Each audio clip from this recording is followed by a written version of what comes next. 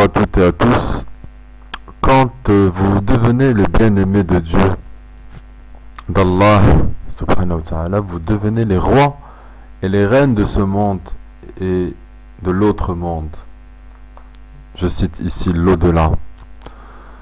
Car une seule goutte de votre salive devient plus précieuse que l'eau de la source la plus pure de ce bas monde. Eh oui, le prophète sallallahu alayhi wa sallam nous dit: annoncez la bonne nouvelle aux étrangers. Et qui seront ces étrangers, ô messager d'Allah? Il dit: des personnes qui seront en minorité parmi une masse de gens. Ceux qui s'écarteront d'eux seront plus nombreux que ceux qui les suivent. Ce qu'il faut savoir, c'est que sans l'islam dans votre vie, vous serez au fond du panier de l'humanité, isolé, apeuré, affolé, déprimé, rabaissé, sans cesse, humilié. Tel sera votre destin ici-bas et dans l'au-delà. Et votre fuite se fera dans l'alcool, les somnifères, la drogue, les jeux, la télévision, les émissions, la consommation, etc., etc. Alors pourquoi accepter d'être rabaissé et humilié comme ça? Vous avez peur de quoi? Peur des gens? Peur d'être montré du doigt? Peur d'être stigmatisé? Il faut apprendre à endurer avec le sourire et la dignité. Quand vous souffrez, il ne faut jamais oublier que toutes ces peines sont consignées par les anges. C'est un grand privilège et un grand honneur. Notre seule préoccupation doit être la crainte de décevoir Dieu, de décevoir Allah. Tout le temps, car tout le reste est éphémère, tout le reste c'est futile, ça passe. Quand l'humain est insoumis à son créateur, il est plutôt le pire parasite terrestre qui existe sur Terre.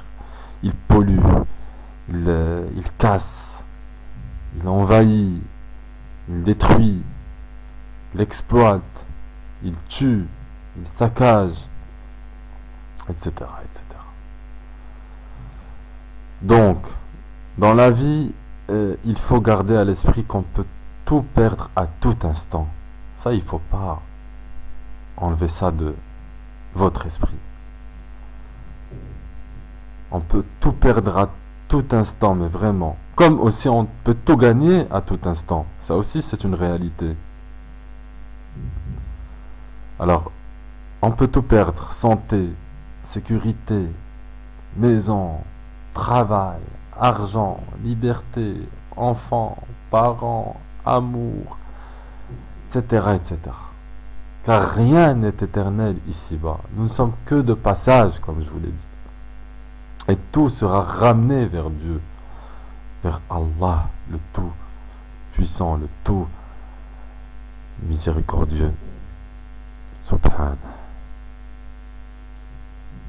Le passé est révolu et enterré, comme on dit. Le passé est mort et enterré. L'avenir, il est flou et incertain. Il ne reste donc plus que la réalité de l'instant présent, ici et maintenant. Qu'est-ce que je suis en train de faire ici et maintenant? Qui je suis, etc., etc. Notre esprit aime se remémorer les souvenirs et s'imaginer un futur, mais tout ceci n'est qu'illusion, projection imaginaire et perte de temps. Car au final, rien n'est grave, absolument rien, sauf recevoir pour l'éternité le châtiment de l'enfer. Ça, c'est grave. Très grave. Très, très, très, très, très grave. Souvent, on dramatise une situation, ensuite on la croit insurmontable. Imaginons qu'un de vos proches, qu'un de vos frères, de vos enfants, soit mort, ça semblerait dramatique. Ou quelqu'un de l'entourage, un de vos enfants par exemple, qui emprunte le chemin de la mort, pourquoi ça serait plus grave à 5, 10 ou 15 ans plutôt qu'à 75, 80 ou 90 ans?